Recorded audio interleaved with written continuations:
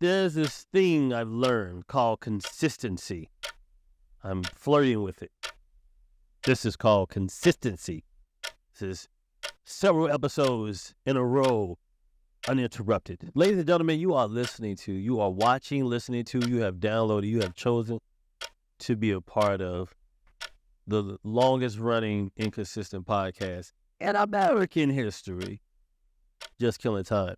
I'm Moranzio Vance. I am sitting with my distinguished, what's the other word you told me to use?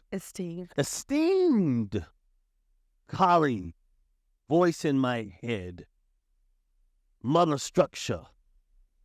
You should get a t-shirt that says, Mother Structure. I do want that t-shirt now. Now you gotta get a t-shirt. Now I'm not the head of it. Structure. The structure. Is the mother of structure. Mm-hmm. Mother of structure. And mother structure. Mother structure. Edith, be right. We're killing some time.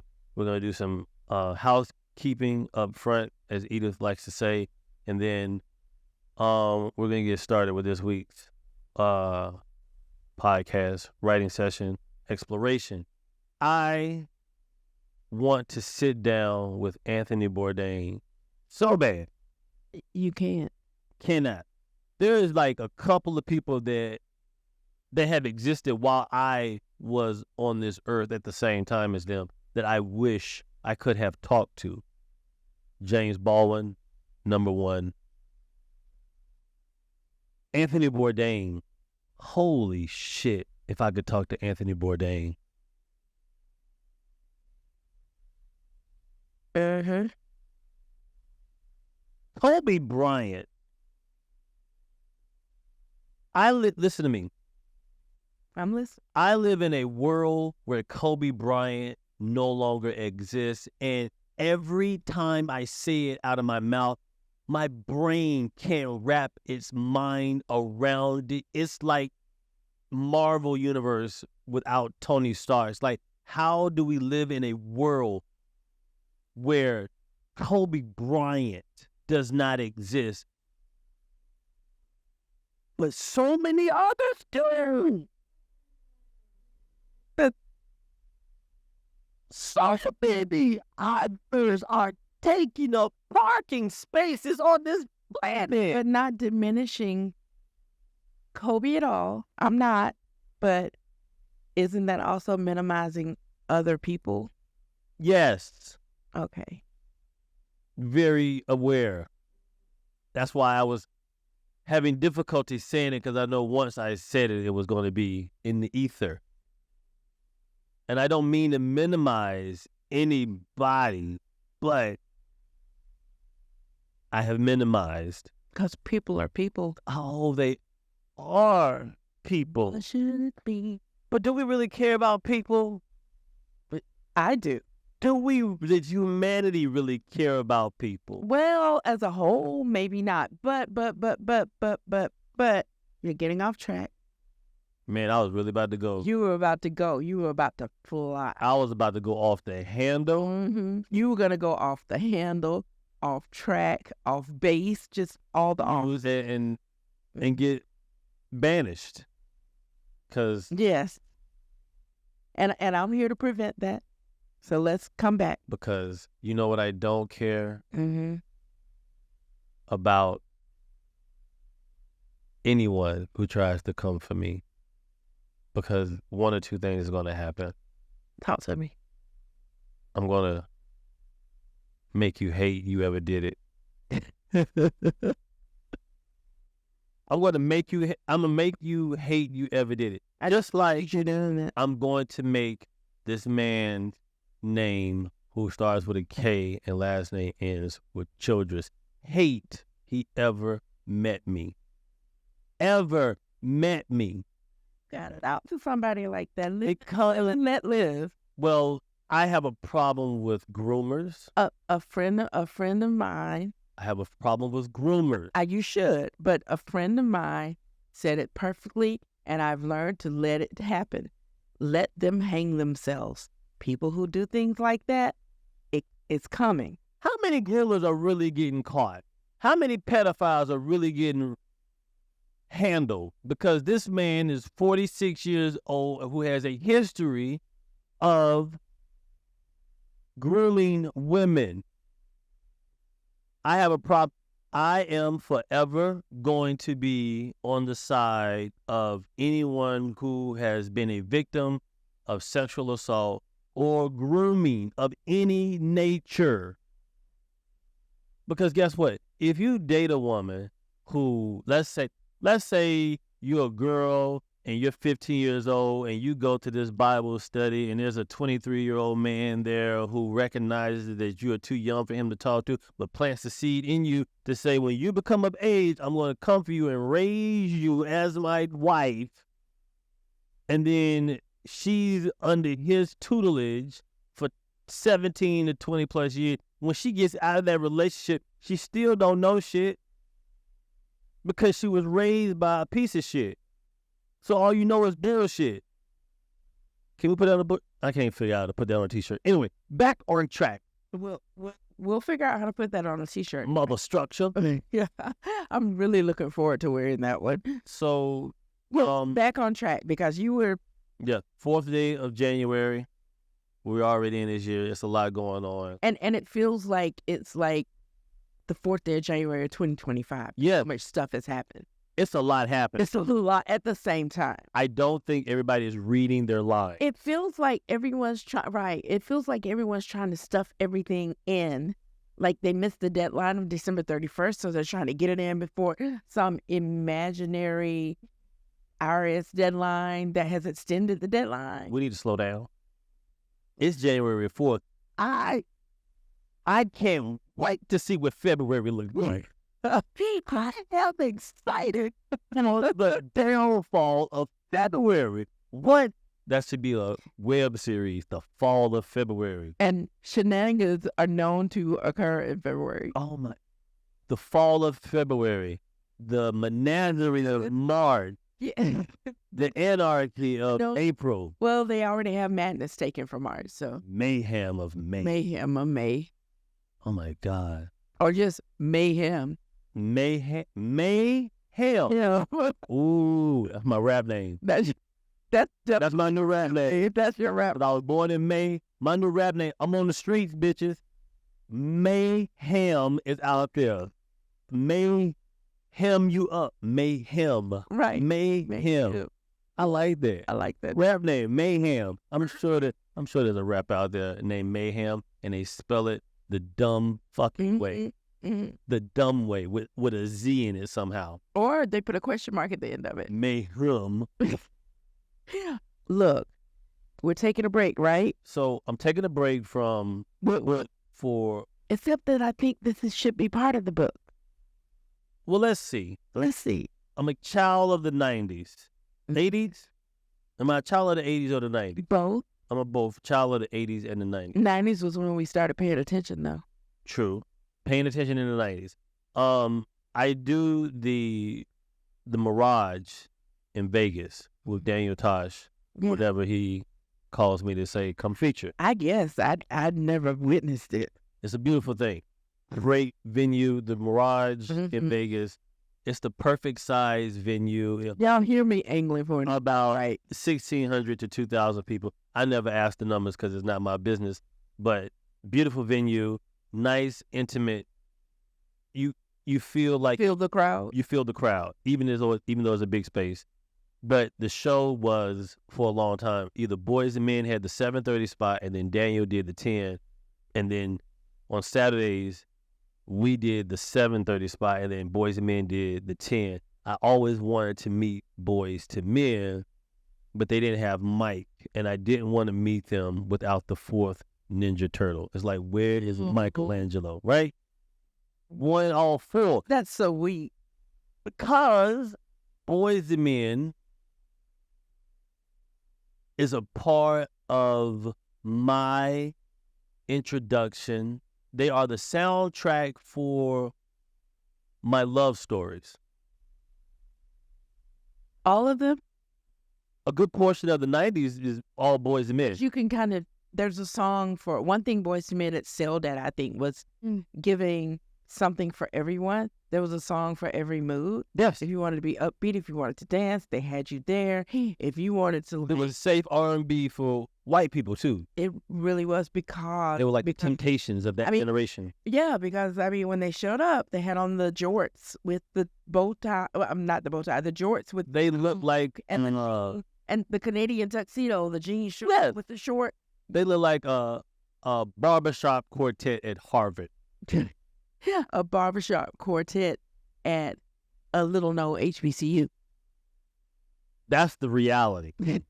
Well, I was thinking because they were still cool for what we wanted then.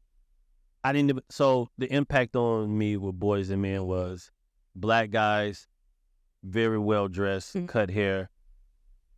Gave me the idea that, it's okay to wear dress shoes and no socks. Very, very, and some khakis. Yeah. Right? Mm-hmm. Look like I should be playing hacky sack at halftime, at lunchtime. But clean. Clean, yes. Everything clean. Their facial hair, their haircuts. They were the group that you could take home to your family. Whereas if you're dating Jodeci, they have to drop you off at the corner. And then you walk to the house. They might have to drop you off at your auntie's house, who will cover for you. Yes. Jodeci is the group that if you date them, they drop you off at your aunt that's like, I'll tell your mama. I'll tell your mom you spent the night here. Meanwhile, you hanging out with JoJo and Thais. Story of my life. I'm going to do a whole episode on JoJo. Yeah, we are. But Boyz II Men, first album, Cooley High Harmony, spoke to me in a way, because I'm this romantic. I'm what do they call it? Amorous? An amorous? Amorous? It's an amorous. Yes, dear. Amorous. Mm-hmm. I got you. I'm an amorous. Love. Afraid of it. But I don't think, no, I was saying another word, which is the adjective amorous. You're saying you love love, which is. I love writing about it. I like the way you say it that way. I love love. Yeah. I love love. I love writing about love. I love talking about love. Don't want shit to do with it. Is it you don't want shit to do with it, or you've given up on having shit to do Kid with Icarus, I have no wings.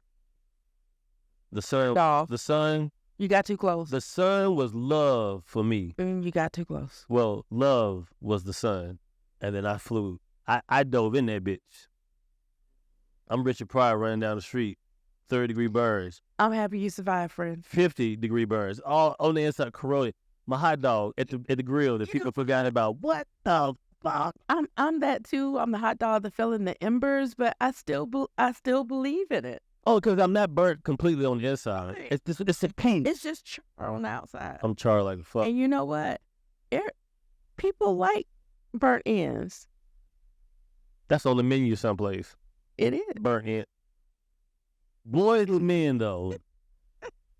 I wish y'all saw his face, right? Okay. The first album, the first song on the album is Please Don't Go. Yeah, it is. Gets you right into the album. It takes you on this journey. Okay. On the journey. Go away from me. Please don't go away from me. What kind of journey does it set you up for when you hear those words? Oh, please don't go. Like, first of all, if you hear please don't go, like, please do not. Please don't go away from me. Please don't go. I'll be there. Like, when you call my name, I'll be there for you. Mm-hmm. Please do whatever. I'll reach out my hand. I'll reach out my hand to you. Please don't go. We can work it out. Whatever it is. Whatever it is. It's vows. It's vows. It's vows. You know what? I never really thought of it that way, but it's vows. And we were way too young to be making those vows to people. I shouldn't have understood what this song was. Correction. I shouldn't have wanted what this song said I should have wanted. But think how young they were singing these words. They were the same age, probably 2 or 3 years older than I was at the time when they were singing this. So I was like, we don't even know what the fuck that is. And they were singing it with their chest. Hard. Involved. Yeah. These are grown men. I don't think love thrown at them every night. I don't think one yet opened his eyes one time during that video. Can't. He couldn't see it. He's like, right. I don't know what.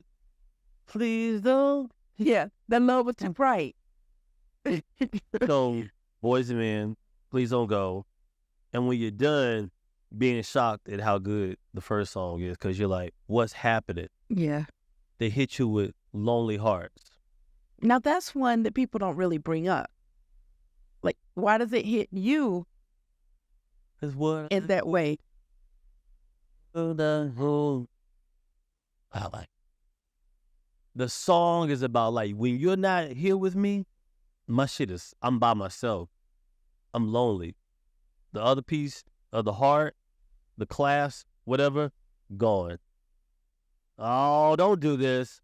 I know where it's going. Don't ask. It's your fault.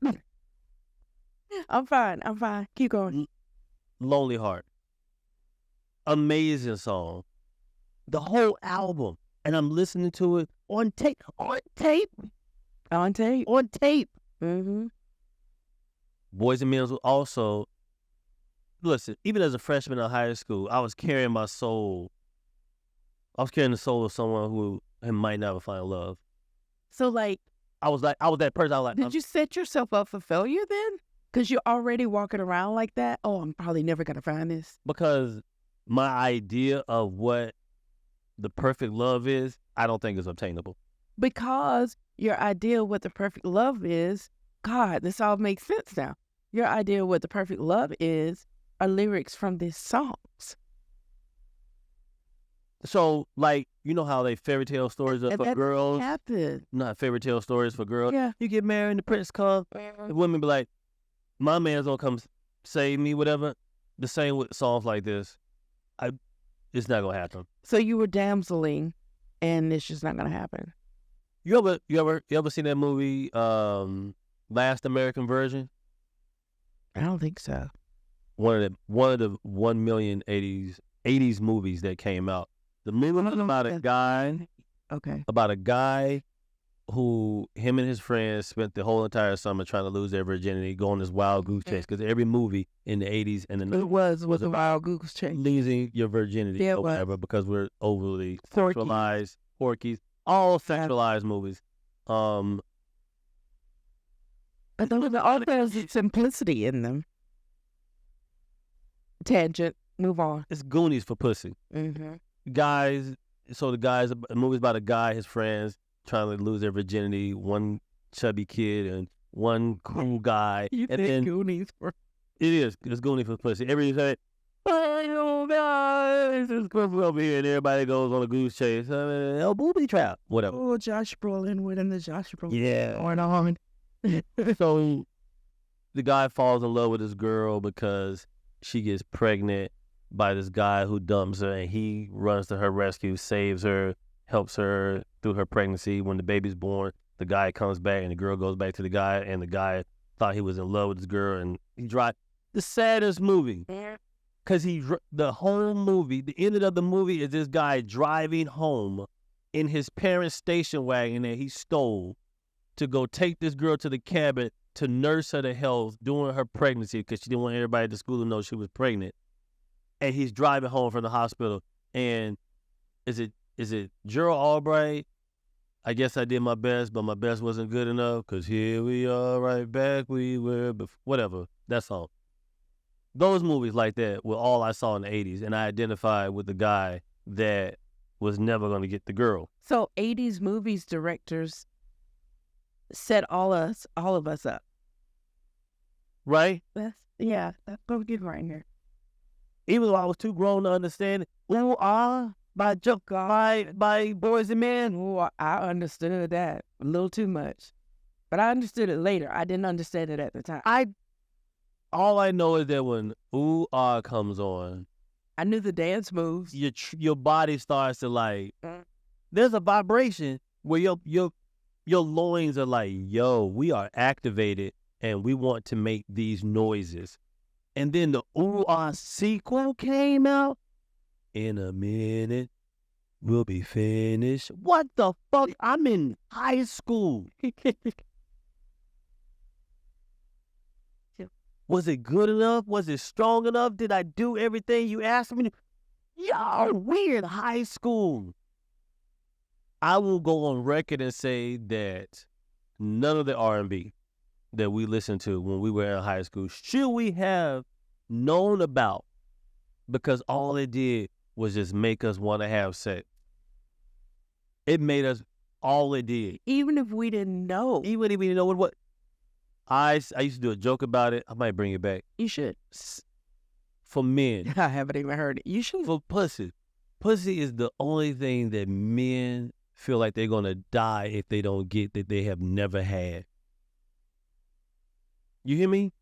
We are taught, if you don't get this elixir, you will most certainly perish. And oh my God, by you saying that, it makes me think so much about how that kind of thinking and that thing fed to the men leads to women getting harassed and over-sexualized, and some of them even buying into it too. Yes. Oh, I have to give him this or else he'll die. Yes.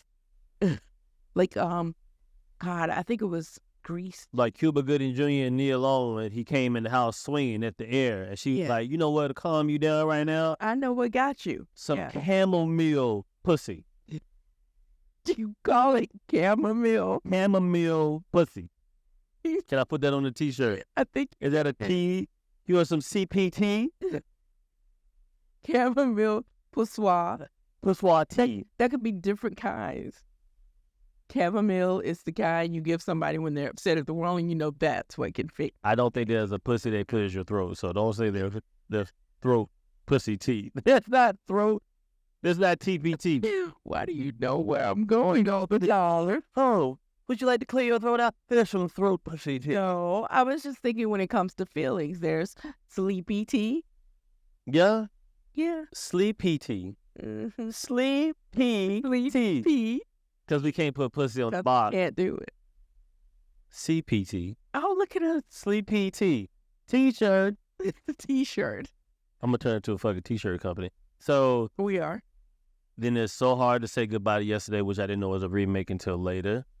But Motown Philly was fucking amazing. Look. So wait a minute. Yeah. So you didn't know It's So Hard to Say Goodbye was a remake? Do you think that, because I think that was a lot of people's experience with that song. So when you found out about the original, did it change your opinion of the song? Or did it make you appreciate it more?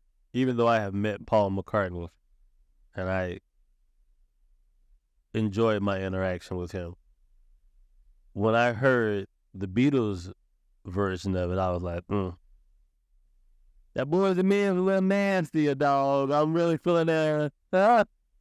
So, oh my God. And then Michael with the bass. They didn't have bass in the Beatles. Nobody in the Beatles had bass. There was no bass. There wasn't none whatsoever.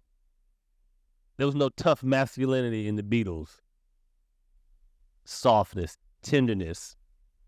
Kids you can bring home to your mother. Wanye and Nate and Sean could probably come in my house.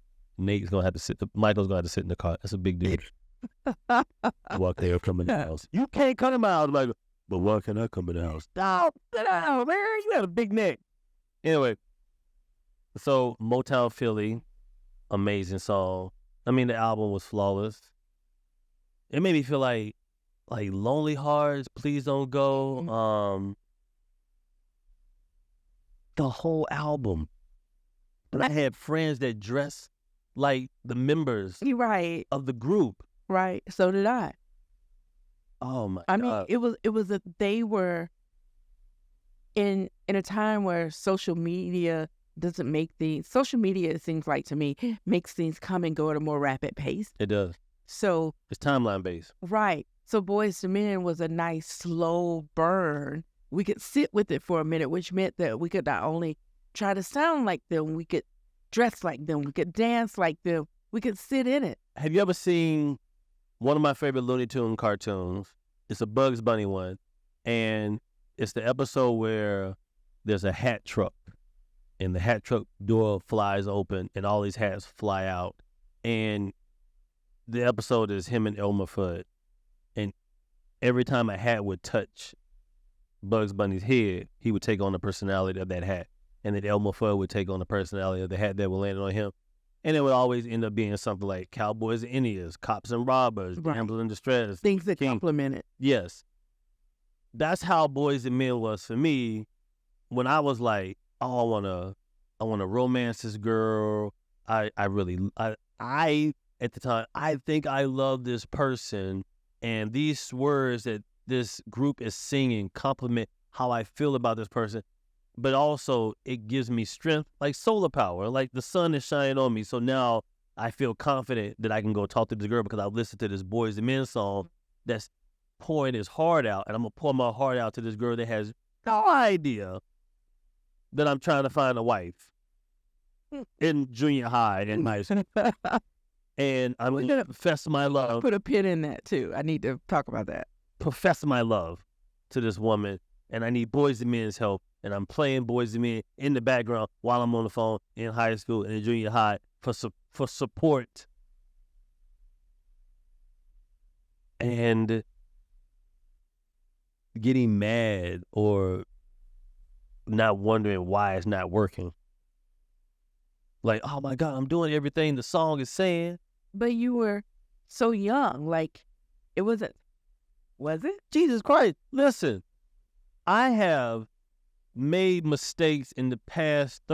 I've made mistakes in the past 15 years that have stemmed from ideals that I had from when I was in junior high school that I was trying to make right, and it's fucked up even worse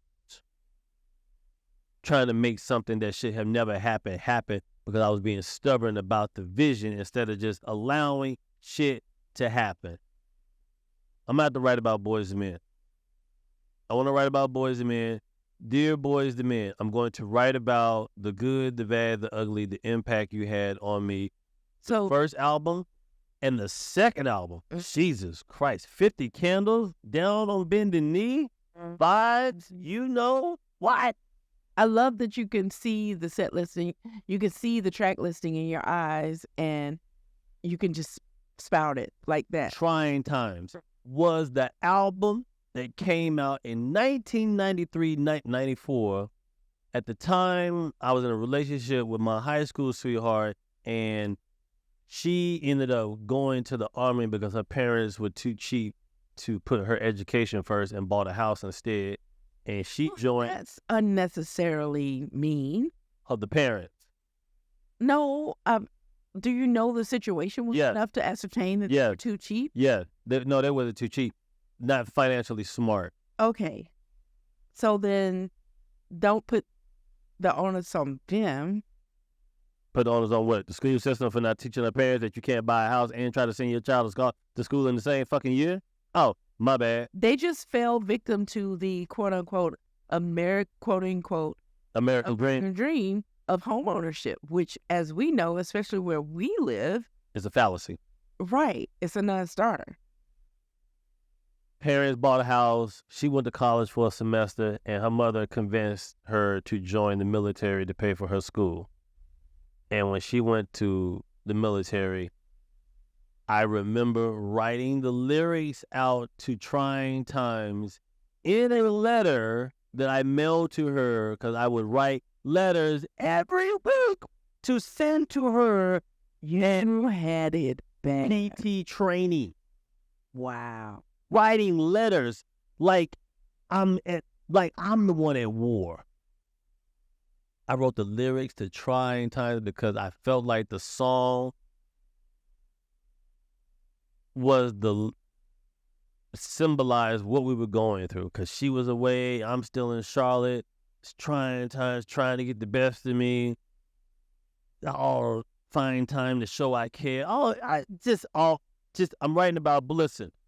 I don't know what I covered this week, but I know I'm going to write about Boyz II Men. I want to write about the nostalgia of the 90s and the music that we listened to, because some of it was good, but a lot of it was bad. A lot of the music that we listened to back then, we should have not had have had access to, like Knocking Boots. Jesus Christ, H-Town. please tell Knocking Boots, we should not have known what that song meant. Jesus Christ of Latter-day Saints. But we did. It ruined us. So do you think as a whole, a lot of because there was really no in-between in the music during that time. There was, I Want to Sex You Up versus Please Don't Go Away From Me. There was nothing in that valley. It was either highly sexual or highly romantic. All we had was Tevin Campbell in the middle saying, can we talk for a minute? for a minute? I just want to know your name. That's what Nothing else. That's what he said. Because at the time, we didn't know that Kevin was not really interested in women. He said in an interview once that he was trisexual, which Trisexual. he'll try anything he wants. Okay, Robin Harris. I didn't. Yeah, I'm just saying. Robin Harris made that joke. I'm a trisexual. I try anything once. Right? Yeah. So, But I remember reading that in is it Defunct, the Sister magazine? yeah. Yeah, it's But barring that doesn't matter. He still could say he could be singing "Can We Talk" to anyone. I get it. I'm just making. I know you're just. I'm doing Luther Vandross theory. I understand. But Tevin Campbell was the only person saying, look, man, I'm 14. Can we just talk? I would like to know your name. What's going on with you? What you like? Not trying to sex you. Well, like the bubblegum, he was like the bubblegum singers of days past. You know, ABC 1, 2, 3. He was The updated version of that. Safe Usher. Safe Usher. Because right now Usher's a menace. Oh, but you know what? He's a menace. On He'll take everything. what? Tevin Campbell has a song called on his album that Prince wrote Mm-hmm. that Prince should have sang and kept to himself because it is the teenage version of Insatiable. I love Insatiable, that song. Great song. Whew. Shouldn't have heard it at the time in which it came out because Lord knows those were steroids for hormones. I mean, the first single, you remember that portmanteau of a word? Yes. Yes, cassette single. The first single I ever owned was "Let's Pretend We're Married" by Prince. Yeah. So you can imagine. It's like Crazy. we just got those of us. That's like my first rap song being "How Do You Want It?" Right. How do you want it? How does it feel? But the rap game. So I asked questions because I'm trying to get deeper into like, especially like all of this comes back to this book that we're trying to write, that you're trying to write. And this makes me think that maybe your feelings about love are predicated on these infusions of love that you got, that it was either highs of highs, lows of lows, or sex. Right. Or platonic. Like there's no room for nuance in that music that we were listening to. So now you gotta remind me to point that out when I write it. Okay, I will. Believe me. Because I sit and think about these songs. Because I take time to do what a lot of black men don't have time to do. I just sit and think now. I'm like, I'll sit and think like, is this necessary? Is it? Are this necessary? No. Okay, help me get out of this because I think we're at, hold on. I overdo the time. Oh my God, we're at 30 minutes. It was supposed to be a 15 minutes. It's supposed to be a quick in and out episode. But the thing is that this goes to show you, and we could end it, this goes to show you that you had, by talking it out, you had more feelings about Boyz II Men than when you just wrote it out. So I think we're kind of finding our way into how I think we have to physically do the book. There's a guy named Stephen Ivory. He wrote a book called Fool in Love, and it's like a bunch of essays about all his dating experiences. Funny. And then he talks about his relationship with his mother. and I didn't finish it beyond that. Yeah. And it wasn't because I was like, it was. I don't want to say it wasn't good. It's just I got it. Right. You didn't need any more of it. I didn't need any more. Just say you don't. You just didn't need any. I didn't need any more. I was like, you know what? I got it. It's kind of like I do with advice from certain quarters in my life. I take what's useful and I let the rest fall away. Yes. And once I did that with those people, it allowed me more room to listen to myself. This is going to get me in trouble, but it's like once I figure out somebody, I become bored with them. Oh, this is why we're still friends. I keep you on your toes. Yeah. Oh, My New Year's resolution is to pretend to be a better person. I know. Right? I know. I don't think I know you too well. I can. The year of the dragon is coming. I can smell it. You understand? You've already threatened. The year of the dragon is coming. No, I'm waiting. Year of the dragon. Year of the dragon and I'm a Taurus. Listen to me. Godzilla +1. I'm coming. That -1 +1. And the theme song is Stop Being Greedy by DMX. Y'all been eating long enough.